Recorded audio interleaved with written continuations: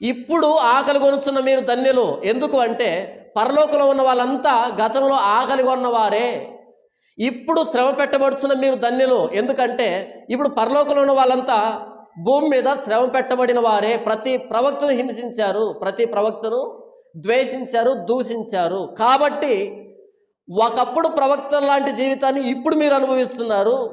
భవిష్యత్తులో మీకు ఆ ప్రవక్తల లాంటి భాగ్యం పట్టబోతుంది. కాబట్టి మీరు కూడా పరలోకానికి వెళ్తారు. కాబట్టి మీరు ధన్యులు.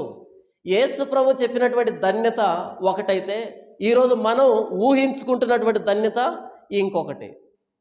ఎక్కడ కూడా యేసు ప్రభు నా దగ్గరకు రండి మీకు ఆరోగ్యాన్ని ఇస్తాను అని చెప్పలే. ఆయన వచ్చిన వాళ్ళకి ఇచ్చాడు. చెప్పలే నా దగ్గరకు రండి పిల్లల్ని ఇస్తానని చెప్పలే. ఆయన ఈరోజు చెబుతున్నారు నా దగ్గరకు రండి డబ్బు ఇస్తానని చెప్పలే. ఆయన పేదరికంలో ఉన్నావా ధన్యురాలివే, నీకు జీవితం అర్థమవుతుంది, దేవుడు నీకు అర్థమవుతాడు.